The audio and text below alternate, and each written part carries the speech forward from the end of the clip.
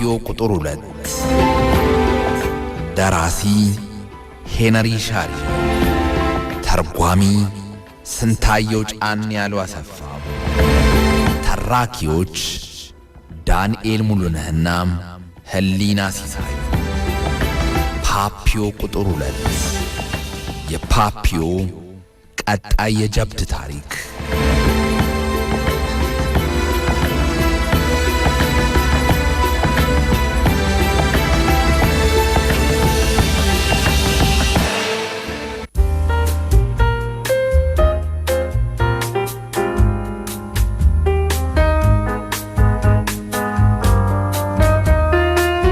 እንዴት አላችሁ አድማጮቻችን?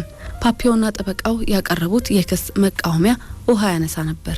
ነገር ግን ከሳሾቹ 1 ዓመት ከ8 ወራት የፈጀባቸውን ሴራቸው አፈር ከድሜ እንዳይገጥ ሌላ ሴራ ሸርበዋል። የቀደመው ችሎት ለፓፒዮ የተሻለ ነበር። ቀጣዩን ግን ሲኦልና የመጨረሻ ለማድረግ ወጥነዋል። በእርግጥ ተጨማሪ ምርመራም ተደርጓል። ገዳዩም ኮርሲካዊው ፓፒዮ ሮጂ አልተገኘም። በመጨረሻም ፓፒዮ ማሸነፍ አልቻለም። የሁለተኛውና የመጨረሻውን ችሎት ፓፒዮ ሲያስታውስ ዳኛው እንደቀደመው ጊዜ ይናገርና የቀረበበትን ክስ ይከላከል ዘንድ እድል አልሰጡትም። ህዝባዊ ዳኞቹም እጅግ በጣም ቀዝቃዛ ነበሩ። 2 ቀናት የፈጀው የችሎት ሂደት ህዝባዊና ዋናው ዳኛ ለፓፒዮ እድል መስጠት ሳይፈልጉ የእድሜ ልክ እስራት ከከባድ የጉልበት ስራ ጋር ፈርደውበታል። ለወጣቱ ሄንሪ ሻርዬ ይህ ከባድ ዱብዳ ነበር።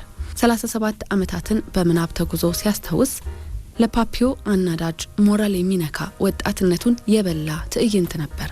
በወቅቱ ታተመው የወጡ ጋዜጦች ሁሉም በተለያየ አቀራረብ ክሱ አወዛጋቢ አጠራጣሪ የነበረ ከተለመደው አካሄድ ወጣ ያለና ያለ አግባብ እጅግ ብዙ ምስክሮች የቀረቡበት ነገር ግን ግልጽ ባልሆነ መንገድ በፍርድ የተጠናቀቀ መሆኑን አትተው ነበር። እነዚህን ጋዜጦች የፓፒዮ ጠበቃ ለመጨረሻ ጊዜ ሲያገኘው ሰጥቶት ነበር። ፓፒዮም ሐቁንና ጋዜጦቹን ይዞ መቀመቅ ወርዷል። ፓፒዮ ቁጥር 2 ክፍል 55 እና የመጨረሻው እንዲህ ይደመጣል።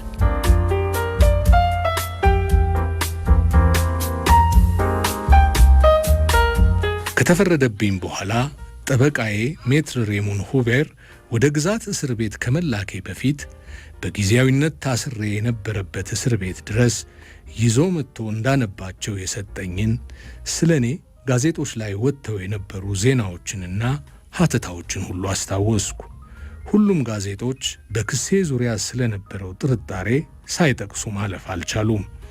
ለጆርናል የሚባለው ጋዜጣ እንደውም አጠራጣሪው ክስ የሚል ርዕስ ያለው የዜና ሀተታ እንደጻፈ አስታውሳለሁ። ወደ ፈረንሳይ ከተመለስኩ በኋላ በወቅቱ ታትመው የወጡትን እነዚህን ጋዜጦች ፈልጌ አግኝቻቸዋለሁ። ለናሙና ያህል የተወሰኑትን ላውሳ። ጥቅምት 27 ቀን 1931 ዓ.ም የታተመው ለማታ የተባለው ጋዜጣ በክሱ ሂደት ውስጥ ወደ 30 የሚጠጉ ምስክሮች ተጠርተው መስክረዋል። ለክሱ ምናልባት የአንድ ሰው ብቻ ምስክርነት በቂ ሊሆን ይችል ነበር። ያም ሰው በጥይት ተመቶ የቆሰለው ሮናልድ ለፔቲን ታክሲ ጠርቶ አስቁሞ ያስገባውና ወደ ሟች ሚስት ቡና ቤት ሄዶ ባሏ በጥይት እንደቆሰለ ነግሯት ሲያበቃ ድራሹ የጠፋው ያ ያልታወቀው ሰው ነው።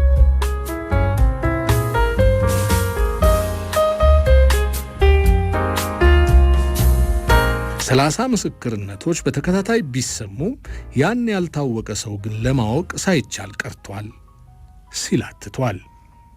ጥቅምት 28 ቀን 1931 ዓ.ም የወጣው ላፍራንስ የተባለው ጋዜጣ ደግሞ ተከሳሽ እንዲህ አይነት ምስክርነት መስማት በጣም ያሳዝናል። እኔ ይህን ጎልድስቲን የሚባል ሰው አላወቀሁም፣ እሱም እኔን አያውቀኝም። የበደልኩት ነገር የለም። ያን አይነት ምስክርነት የሰጠውም በእኔ ላይ የተለየ ጥላቻ ስላለው ነው ብዬ አላምንም። ይልቁንስ ልክ እንደ ሌሎች በርካታ ህሊና ቢስ የሱ ቢጤ ሰዎች በኢንስፔክተር ሜዙ እጆች ላይ ስለወደቀና ጫና ስለተደረገበት ነው። እናም እውነታው ያ ነው ብሎ ተከሳሹ በእርጋታና በእርግጠኝነት ተሞልቶ መለሰ ሲል የኔን ንግግር ጠቅሶ ዘግቦ ኖሯል። ጥቅምት 28 ቀን 1931 ዓ.ም በወጣው ለሁማኒቴ የተባለው ዕለታዊ ጋዜጣ ላይ የተጻፈውን ሀተታ እንዳለ መጥቀሱ ተገቢ ነው። ሄንሪ ፓፒዮ ከከባድ የጉልበት ሥራ ጋር የዕድሜ ልክ እስራት ተፈረደበት። በመጋቢት ወር አንድ ሌሊት ላይ ሮናልድ ለፔቲን በቡቶ ሞንትማትሬ በጥይት ተኩሶ ገድሏል በሚል በወንጀል ስለተከሰሰው ስለ እውነተኛው ፓፒዮ ማንነት በተመለከተ ከባድ ጥርጣሬ ባለበት ከሴኔት የተወጣጡ የሸንጎ አባላት ፓፒዮ ተብለው ከሚጠሩ ሰዎች ሁሉ ለይተው ሄንሪ ሻሬ ላይ የፍርድ ውሳኔ አሳልፈዋል። በትናንትናው ዕለት የዋለው ችሎት ሲጀመር ክሱ ሙሉ በሙሉ በሱ ምስክርነት ላይ የተመሰረተው ጎልድስቲን የተባለው ሰው ምስክርነቱን ሰጥቷል። የወንጀል ድርጊቱ ከተፈጸመ ጊዜ ጀምሮ ከፖሊስ ጋር ያላቋረጠ ግንኙነት የነበረው ኢንስፔክተር ሚዙ ከ100 ጊዜ በላይ አግኝቼዋለሁ ብሎ የተናገረለት ይህ ምስክር በ3 የተለያዩ ጊዜያት የመሰከረ ሲሆን በተከሳሹ ላይ በየጊዜው እየጨመረ የሚሄድ ጠንከር ያለ መረጃ ሲሰጥ ነበር። ይህ ምስክር ለመርማሪው ፖሊስ ጠንካራና ታማኝ ረዳት መሆኑ ምንም አያጠራጥርም። ይህ ምስክር የጥፋት አይነቶችን እየዘረዘረ ሲናገር ሄንሪ ሻሬ በጥሞና ሲያዳምጥ ነበር። ጎልድስቲን ምስክርነቱን ከጨረሰ በኋላ ሄንሪ ጮክ ብሎ ይህ ጎልድስቲን የተባለ ሰው ምን እንዳደረግኩት እኔ አላውቅም። እኔ እስከማውቀው ድረስ ግን ከዚህ በፊት ምንም አይነት በደል አላደረስኩበትም። ይሁንና እሱ ግን እኔ ላይ ከባድ ቅጣት እንዲጣልብኝና የረዥም ጊዜ ክስ እንዲፈረድብኝ በማሰብ እዚህ እየመጣ ባልፈጸምኩት ወንጀል የውሸት መዓት እየከመረብኝ ይገኛል። በፍርድ ሂደት ኢንስፔክተር ሜዙ ቃሉን እንዲሰጥ በድጋሚ ተጠርቶ ነበር። በዚህ ጊዜ ጎልድስቲን ምስክርነት እየሰጠ ያለው ማንም ሳይገፋፋው በራሱ ተነሳሽነትና ያለምንም ቅድመ ዝግጅት እንደሆነ ተናግሯል። ያኔ በችሎቱ ውስጥ ባሉ ሰዎች ፊት ላይ የጥርጣሬ ፈገግታ ታይቷል።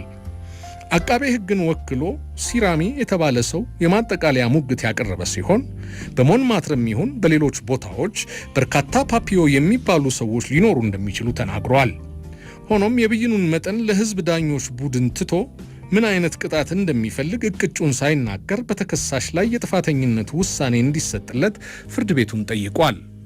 ከባድ የጉልበት ሥራ ስነ ምግባር ለማሻሻል ጥሩ ትምህርት ቤት ነው የሚል የሚገርም አቋም ያለው የሟቹ ቤተሰብ ተወካይ የሆነው ጠበቃ ሜትር ጉትረ ጥሩ ዜጋ እንዲሆን ለራሱ ጥቅም ሲባል ሄንሪ ሻሬ ያ የቅጣት አይነት ወደሚሰጥበት እስር ቤት እንዲላክ ጠየቀ። የተከሳሽ ተከላካይ ጠበቆች የሆኑት ሜትር ሬሙን ሁቤርና ሜትር ቡፌ ሄንሪ ሻሬ ንጹህ ሰው መሆኑን ጠቅሰው ተከራከሩ። ፍርድ ቤቱ ግን ወንጀሉን ፈጽሟል ተብሎ የተጠረጠረውን ኮርሲካዊ ሮዥ አግኝቶ ማቅረብ ስላልቻለ የእነሱን ክርክር አልተቀበለውም። በመሆኑም ሄንሪ ሻሬ ወይም በቅጽል ስሙ ፓፒዮ የተባለው ወጣት ለተከሰሰበት የወንጀል ክስ የጥፋተኝነት ውሳኔ ተላልፎበታል። የፍርድ ውሳኔው ላይ ለመድረስ ከችሎቱ ተነስቶ የነበረው ከህብረተሰቡ የተወጣጡ የሸንጎ አባላት ያሉበት ቡድን ከረዥም ጊዜ በኋላ ወደ ቦታው ሲመለስ የጥፋተኝነት ብይን ላይ ደርሶ ነበር። ናም ፍርድ ቤቱ በሄንሪ ሻሬ ላይ ከከባድ የጉልበት ሥራ ጋር የዕድሜ ልክ እስራት ቅጣት ሲወስን ለሟቹ ቤተሰብ ደግሞ የ1 ሳንቲም የጉዳት ካሳ በመሸለም ችሎቱ አብቅቷል።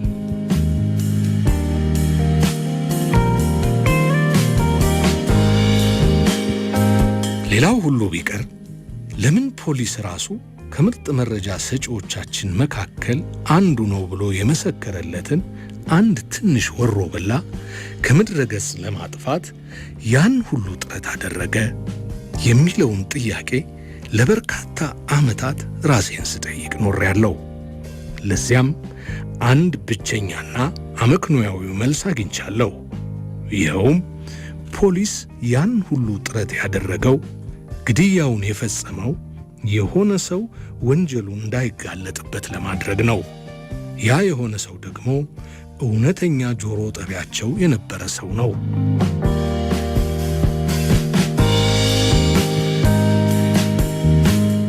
በሚቀጥለው ዕለት በቀን ብርሃን ወደ ሞንማትረ ተመልሼ ሄድኩ። እዚያም ድሮ አዘወትራቸው የነበሩ ቦታዎችን አየሁ። ሩቶሎዜና ሩዱሩንታ የሚባሉ መንገዶች ላይ ያሉ ሰፈሮችን እንዲሁም ሩለፒ ውስጥ የሚገኘውን የገበያ ቦታ ጎበኘው። ግን እነዚያ ሁሉ የለመድኳቸው ፊቶች የት ሄዱ? የሆነ ሰው የምፈልግ መስዬ በ26 ሩቶሎዜ አድራሻ ላይ እኖርበት የነበረው አፓርታማ አከራይና ተቆጣጣሪ የነበረች ሴትዮን ለማየት ሄጄ ነበር። በኔ ጊዜ የነበረችው የህንፃው ተቆጣጣሪ ሴትዮ ጉንጯ ላይ ትንንሽ ፀጉሮች የበቀሉባት ጥቂት ኪንታሮት የነበራት ወፍራም ሴትዮ ነበረች። አሁን እሷ ድራሿ ጠፍቶ በቦታዋ ብሪትኒ ከሚባል ከፈረንሳይ ምዕራብ ጫፍ ላይ ከሚገኝ ግዛት የመጣች አንዲት ሴት ተተክታለች። እውነትም በወጣትነቴ የማውቃት ሞን ማትረ አልጠፋችም ነበር። አዎ ሁሉም ነገር እዚያው ነበር። ግን ሁሉም ነገር ተለውጧል። ለምሳሌ የወተት መሸጫ ሱቅ የነበረው ወደ ልብስ ማጠቢያ ላውንደሪ ቤት፣ ቡና ቤቱ ወደ መድኃኒት መደብር፣ እንዲሁም የፍራፍሬ መሸጫው ሱቅ አሁን ደንበኛው ራሱ የሚፈልገውን አዞ ወይም አንስቶ ራሱ ሂሳብ ከፍሎ ወደሚገለገልበት ሱቅ ተቀይሯል። በሩቶሎዜና በሩዱንታ መንገዶች መጋጠሚያ ማዕዘን ላይ ይገኝ የነበረው ቦንቬዝ ባር ፕላስ ዲስ አቢስ አደባባይ ላይ በሚገኘው ፖስታ ቤት ይሰሩ የነበሩ ሴቶች መገናኛ ቦታ ሆኖ ያገለግል ነበር። ሴቶቹ እዚያ ቡና ቤት ይመጡና ወሬያቸውን እየቀደዱ ፕሎን ካሲስ የሚባል መጠጥ በትንንሽ ብርጭቆቻቸው አድርገው ሲጠጡ፣ እኛ ወንዶቹ ደግሞ ጠጋ እንልና ለማብሸቅ ብለን ለምን ግን ምስኪን ባሎቻችሁ በሥራ እየፈጉ እናንተ እዚህ ቁጭ ብላችሁ ጢምቢራችሁ እስኪዞር መጠጥ ትጠጣላችሁ እያል አጥብቀን እንገስጻቸው ነበር። ለማንኛውም እኔ አካባቢውን ስጎበኝ እውስጡ ያሉት ጠረጴዛዎች የድሮ ቦታቸው ከመቀየሩ በቀር ባሩ አሁንም እንደዚያው ነበር። በሌላም በኩል የባሩ ባለቤት ፒኖዋህ አልጄሪያዊ ሲሆን አሁን የቡና ቤቱ አብዛኛዎቹ ደንበኞች አረቦች ወይም ስፔኖች ወይም ፖርቹጋሎች ነበሩ። ያሁቨርኜ ከሚባለው ከማዕከላዊ ደቡብ ፈረንሳይ ግዛት የመጣው የቀድሞ የቡና ቤቱ ሥራ አስኪያጅ ወዴት ሄዶ ይሆን? ከዚያ ከሩቶሎዜ ወደ ሙላ ዴላላጋት የሚወስዱትን ደረጃዎች ይዤ ወደ ላይ ወጣው። ቢያንስ እዚያ ቦታ ላይ ደረጃዎቹን የሚወጣ ሰው በእጆቹ የሚይዛቸው አግዳሚ ብረቶች አልተለወጡም። እስካሁንም ድረስ ለእግረኛ አደገኛ እንደሆኑ አሉ። እግረኞች ሲወጡና ሲወርዱ እንዲይዟቸው ተብለው የተዘጋጁት እነዚያ አግዳሚ ብረቶች እስከ ደረጃዎቹ መጨረሻ ድረስ አይደርሱም። አንዴ የሆነ ደቃቃ ምስኪን ሽማግሌ አግዳሚ ብረቱን ይዞ በደረጃዎቹ ላይ እየተጓዘ እያለ የሚጨብጠው ብረት ሲያልቅ ደረጃዎቹም ያለቁ መስሎት ወደፊት ሲራመድ አደናቅፎት ባፍንጫው ሲተከል እየሮጥኩ ደርሼ ያነሳሁትን አስታውሳለሁ። በሁኔታው ተናድጄ ብረቱን በእግሬ ሁሉ መትቼዋለሁ። ደረጃው ላይ እየተራመድኩ ያ ትዕይንት እንደገና ተመልሶ በዓይነ ሕሊና የመጣብኝ። አመሰግናለሁ ልጄ፣ እግዚአብሔር ይባርክህ። በእውነቱ ደግና በደህና ሁኔታ ያደግክ ሰው ትመስላለህ እያለ ያ አዛውንት ሲያመሰግነኝ አሁንም የሰማሁት መሰለኝ። እነዚያ ቀላል የሚመስሉ የሽማግሌው የምስጋና ቃላት ውስጤን ስለረበሹኝ ሰውየውን ለማንሳት በችኮላ ጎንበስ ስል የጣልኩትን ሽጉጥ ሰውየው ሳያየኝ እንዴት እንደማነሳው ጨንቆኝ ነበር። ያ ሽማግሌ መልካም ወጣት ብሎ ያሞካሸው ሰው ምናልባት ደግ ላይሆን ይችላል ብሎ እንዳያስብ በማለት ሽጉጡን ሳነሳ እንዲያየኝ አልፈለግኩም ነበር። አዎ የኔው ሞን ማትረ አሁንም እዛው ነበር። ማንም አልነካብኝም። በውስጡ የነበሩትን የማውቃቸውን ሰዎች ግን የት እንዳደረሷቸው አላወቅኩም።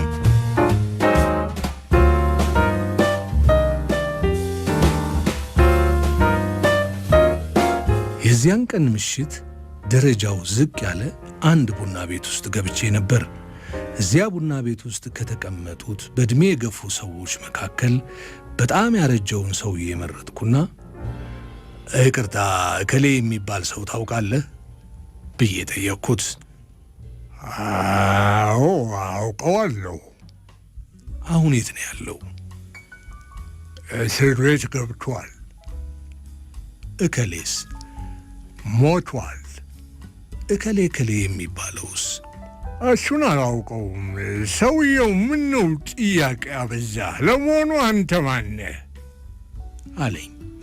እንደዚያ ሲል ሆን ብሎ የሌሎችን ትኩረት ለመሳብ ድምፁን ከፍ አድርጎት ነበር። ዘዴው ሁሌም ይሠራል። የማይታወቅ ሰው ራሱን ሳያስተዋውቅ ወይም እዚያ ውስጥ እሱን የሚያውቀው ጓደኛ ሳይኖረው የወንዶች ቡና ቤት እንደዚያ ሰተት ብሎ ገብቶ ጥያቄ ሲያበዛ ሰውየው ማን እንደሆነና ምን እንደሚፈልግ ለማወቅ መሞከር የማይቀር ነገር ነው። ስሜ ሄነሪ ይባላል። ከአቪኞን የመጣሁት። ለረጅም ጊዜያት ኮሎምቢያ ውስጥ ነበርኩ። ለዚያ ነው ያላወቀኝ። በል ደህና ደር አልኩት። ከዚያ በአካባቢው ብዙም ሳልቆይ አዳሬን ፓሪስ ከሚገኝበት የሴን ክልል ውጪ ለማሳለፍ በከተማው ዳርቻ ወደሚገኘው ሰፈር የሚወስደኝን ባቡር ለመያዝ በፍጥነት ወደ ባቡር ጣቢያው ተጓዝኩ። ባለስልጣኖች በምንም አይነት ሁኔታ የኔን ፓሪስ ውስጥ መኖር አውቀው እዚያ ድርሽ እንዳልል የተከለከልኩ መሆኑን እንዲያሳውቁኝ አልፈልግም ነበር። ግን እኮ ፓሪስ ነበርኩ። አዎ እዚያ ነበርኩ። በባስቲዬ ዙሪያ በሚገኙ ትንንሽ ቤቶች እየሄድኩ ደንሻለሁ። ክራቫቴን አውልቄና ኮፍያዬን ወደ ኋላ ከፍ አድርጌ በፖካስቴልና በባልኤዦ ውስጥ ተዝናንቻለሁ። የ20 ዓመት ወጣት እያለሁ አደርግ እንደነበረው አንድ አጭር ቀሚስ የለበሰች ሴት አብራኝ እንድትደንስ ሁሉ በድፍረት ጠይቄያለሁ። ልክ በወጣትነት ዘመኔ እንደነበረው የዝነኛው የኢሜል ቫሼ አይነት ከአኮርዲዮን የሚወጣ ሙዚቃ እየተከተልን ስንደንስ ልጅቷ ስራዬ ምን እንደሆነ ጠየቀችኝ። በክፍለ ሀገር የማስተዳድራቸው ቤቶች እንዳሉ ይነገርኳት። በዚያም ትልቅ አክብሮት ተሰጠኝ። ወደ ላኩፔል ሄጄም ምሳ በልቻለሁ። በዚያውም ከሌላው ዓለም ተመልሶ እንደመጣ ሰው በየዋህነት ስሜት ተሞልቼ አስተናጋጁን አሁንም በጠፍጣፋው የቤቱ ጣራ ላይ ባውልስ የሚባል ጨዋታ ያካሄዱ እንደሆነ ጠይቄዋለሁ። ምንም እንኳ አስተናጋጁ እዚያ ቤት መስራት ከጀመረ 25 ዓመታት ያህል ቢሆነውም የኔ ጥያቄ ግን በፍጹም እንግዳ ሆኖበት አስደንቆታል። በላሮቶንድ ሰዓሊው ፋጂያ ይጠቀምበት የነበረውን ጥግ በዓይኖቼ ፈልጌ ነበር። ልፋቴ ግን ከንቱ ነበር። የድሮውን ጊዜ የሚወክል ነገር ፍለጋ ዓይኖቼ በተስፋ መቁረጥ ስሜት ተሞልተው በቤት ዕቃዎቹ እንዲሁም በጠረጴዛዎቹና በባሩ አቀማመጥ ሁኔታ ላይ ፈዘው ቀሩ። ሁሉ ነገር እንዳልነበር በመሆኑና እኔ የማውቀውንና የምወደውን ሁሉ ድምጥማጡን ማጥፋታቸውን አይቼ ቆሽቴ ከማረሩ የተነሳ ሂሳብ ሳልከፍል ረስቼ ከሆቴሉ ውስጥ በቀጥታ ወጥቼ ሄድኩ። ያኔ አስተናጋጁ ቫቫ የሚባል የባቡር ጣቢያ መግቢያ ላይ ሮጦ ከደረሰብኝ በኋላ ክንዴን ይዞ አስቁሞኝ ሲያበቃ ያው ፈረንሳይ ውስጥ ሰውን በትትና ማናገር እየጠፋ እንደ መምጣቱ መጠን ፊቴ ላይ ተገትሮ ያልከፈልኩትን የሂሳብ መጠን ሰው ሁሉ እንዲሰማው አድርጎ ጮክ አድርጎ ከተናገረ በኋላ ፖሊስ እንዳይጠራ የምፈልግ ከሆነ ሂሳቡን በፍጥነት እንድከፍለው ነገረኝ።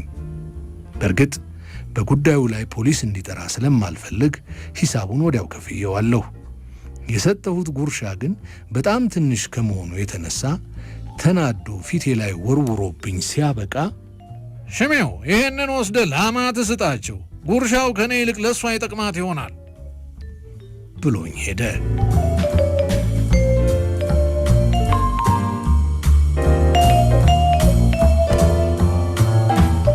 ያ ሁሉ ሆኖ ግን ፓሪስ ሁሌም ያው ፓሪስ ናት። እንደ አፍላ ወጣት በዝነኛው ሻንዘሊዜ ጎዳና ላይ እስኪወጣልኝ ድረስ ላይና ታች ተመላልሼባታለሁ። ሻንዘሊዜ በሺዎች በሚቆጠሩ መብራቶች ያሸበረቀ ሲሆን በዚያና በሌሎችም መብራቶች የምትደምቀው ፓሪስ የጎብኚዎቿን ሰውነትም ሆነ መንፈስ አቁማ በመታታዊ ኃይሏ መስተፋቅር አድርጋ ስታበቃ በልባቸው ውስጥ ለዘላለሙ አስቀምጠው እያወጡ የሚዘምሩት ሙዚቃ ትሰጣቸዋለች። አቤት ሕይወት ፓሪስ ውስጥ እንዴት ጣፋጭ እንደሆነ! ፖርቶ ሳንዴኒ የሚባለውን ታሪካዊ ግንብ ሳይ በውስጤ የቀረ ትንሽ እንኳን የተጋነነ የመጓጓዝ ስሜት ወይም በፋቡ ሞንትማትረ በሚገኘውና በወቅቱ የዓለም የክብደት ማንሳት ሻምፒዮን የነበረው ሻርልስ ጄን ረጉሉ ለጋዜጣ ህትመት የሚሆን የወረቀት ክምር ያነሳበት ከነበረው ካሮጌው ሉቱ ቢሮ ፊት ለፊት በቆምኩበት ሰዓት በውስጤ ጠብ ወይም አመጽ የመናፈቅ ትንሽ እንኳ ስሜት አልነበረም። ከስታቭስኪ ጋር ቁማር እጫወትበት በነበረው ክለብ በኩል ሳልፍ ልቤ የተረጋጋ ነበር። በሻንዘሊዜ ጎዳና ላይ የሚገኘውንና የተለያዩ ዳንሰኞች፣ ዘፋኞችና ሌሎች ትርኢት አቅራቢዎች የሚሳተፉበትን ሌሊዶ የተባለ ዝነኛ ትዕይንት ለመመልከት ብቻዬን የሄድኩ ጊዜ ልቤ ፍጹም የተረጋጋ ነበር። ድምፄን አጥፍቼ ሌሃል በሚባለው በፓሪስ ትልቁ የምግብ መሸጫ የገበያ ማዕከል ግርጌ ውስጥ ከሰው ጋር ተቀላቅዬ ለጥቂት ሰዓታት ያህል አሳልፌያለሁ። ቢያንስ ይህ ቦታ ከሞላ ጎደል እንደ ከዚህ በፊቱ ነበር። የሆነ ሆኖ ፓሪስ ውስጥ በነበርኩበት ጊዜ የቁጭትና የንዴት መራራ ቃላት በልቤ ውስጥ ያንሰራራ የነበረው ሞንማትረ ውስጥ ስሆን ብቻ ነበር። በአጠቃላይ ፓሪስ ውስጥ የቆየሁት ለ8 ቀናት ያህል ሲሆን ለ8 ጊዜያት ያህል ወደዚያ ዝነኛ የግድያ ወንጀል ወደ ተፈጸመበት ስፍራ ሄጃለሁ። ለ8 ጊዜ ያህል ዛፉን በንዴት መትቼዋለሁ። ከዛም ከስሩ ያለው አግዳሚ ወንበር ላይ ተቀምጫለሁ። 8 ጊዜያት ያህል አይኖቼን ጨፍኜ የግድያ ወንጀሉን በተመለከተ የተካሄደውን ምርመራና ስለ ሁለቱ ችሎቶች የማውቀውን ሁሉ መረጃ በአእምሮዬ ውስጥ እያጠናቀርኩ ደጋግሜ ለመተንተን ሞክሬያለሁ። የሐሰት ክስ ፈጥረው የከሰሱኝን የእነዚያን አሳማ ሰዎች አስቀያሚ ፊት ለ8 ጊዜያት ያህል በአእምሮዬ ውስጥ እያመላለስኩ አይቻለሁ። ለ8 ጊዜ ያህል ከወጣትነት ዕድሜ ላይ የተዘረፉት የእነዚያ 14 ዓመታት ስርቆት የተጀመረው እዚህ ቦታ ላይ ነበር እያልኩ በሹክሹክታ ለራሴ ነግሬዋለሁ። ለ8 ጊዜያት ያህል ጠላቶችህን መበቀልህን እስከ ወዲያኛው ትተኸዋል። ያ መልካም ነው። መቼም ቢሆን ግን በፍጹም ይቅር ልትላቸው አትችልም እያልኩ ለራሴ ቃል ገብቻለሁ። እኔ በቀሌን እርግፍ አድርጌ መተዌን እንደ ሽልማት አድርጎ በመቁጠር በእኔ ላይ የደረሰው አይነት ክፉ ጣፍንታ በሌላ ሰው ላይ በፍጹም እንዳይደርስ እንዲያደርግ እግዚአብሔርን ለ8 ያህል ጊዜ ለምኘዋለሁ። ያ ሐሰተኛ ምስክሩና ሙልጭልጩ አሳማ ፖሊስ በየጊዜው ሲሰጡት የነበረውን የፈጠራ የምስክርነት ቃል ያዘጋጁ የነበረው እሱ ላይ ተቀምጠው ይሁን አይሁን እንዲነግረኝ ያን አግዳሚ ወንበር ለ8 ጊዜያት ያህል ጠይቄዋለሁ። 8ቱን ጊዜ ሁሉ ያ ክፉ ድርጊት ወደ ተፈጸመበት ስፍራ ስመላለስ በየጊዜው አንገቴን ዝቅ ካደረግኩበት የበለጠ ቀና እያደረግኩ ስለነበር ለመጨረሻ ጊዜ ያን ቦታ ትቼ ከአካባቢው እየራኩ ሲሄድ ልክ እንደ አፍላ ወጣት ካንገቴም ከደረቴም ቀጥ ብዬ እየተራመድኩ ለራሴ በሹክሹክታ እንዲህ አልኩት፣ ሰውየው ይኸው አሁን እዚህ በሕይወት አለህ። ነፃና ጤነኛ ሰው ነህ። በዙሪያ የሚወዱ ሰዎች ያሉህ፣ እንዲሁም የወደፊት ሕይወትህ ወሳኝ አለቃ ነህ። ስለዚህ የማታ ማታ ያሸነፍከው አንተ ነህ። ከእንግዲህ በሌሎች ላይ ምን እንደተፈጠረ ለማወቅ አትሞክር። እነዚያ እዚያው ባለፈው ታሪክህ ውስጥ ይቀመጡ። አሁን አንተ እዚህ ነህ። ያ ደግሞ በራሱ ተአምር ነው። በዚያ ክፉ ጉዳይ ውስጥ ከተሳተፉት ሰዎች ሁሉ በላይ አንተ በጣም ደስተኛ ሰው እንደሆንክ እርግጠኛ መሆን ትችላለህ። ተፈጸመ።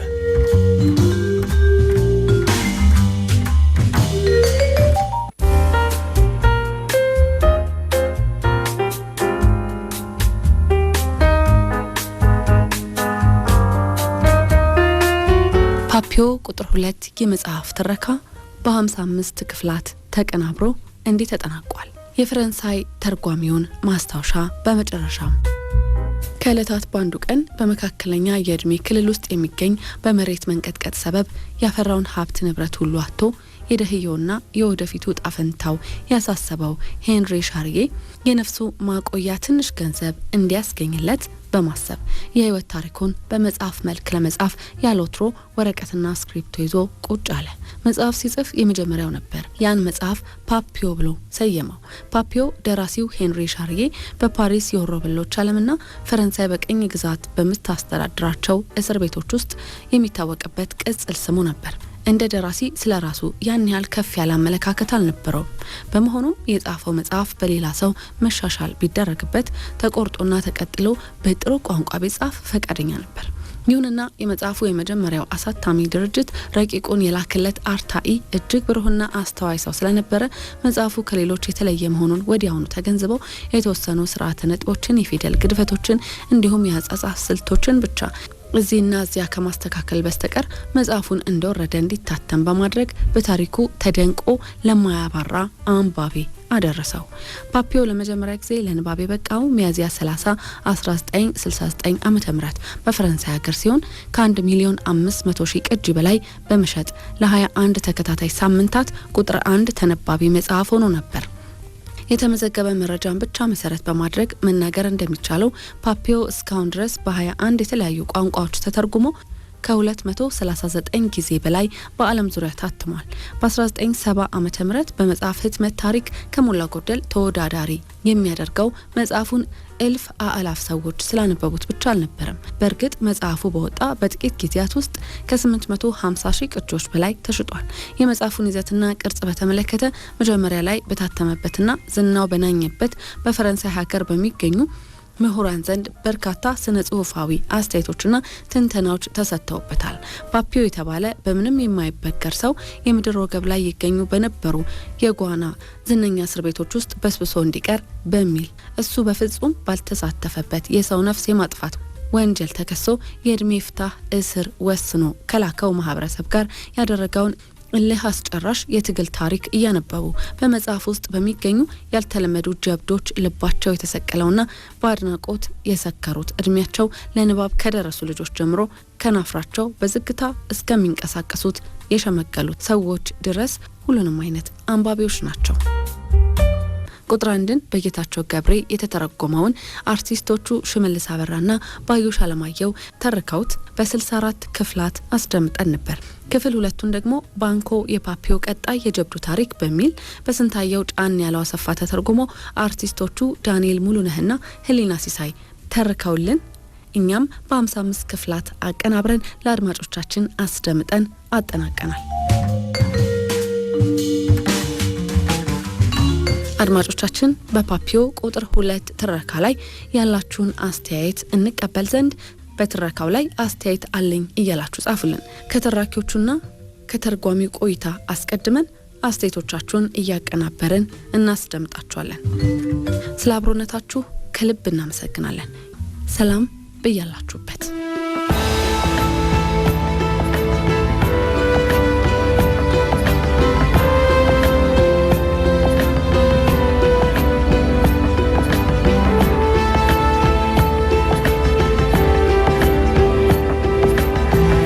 ፓፒዮ ቁጥር 2 ደራሲ ሄንሪ ሻርዬ፣ ተርጓሚ ስንታየው ጫን ያለው አሰፋ፣ ተራኪዎች ዳንኤል ሙሉነህና ህሊና ሲሳይ። ፓፒዮ ቁጥር 2 የፓፒዮ ቀጣይ የጀብድ ታሪክ።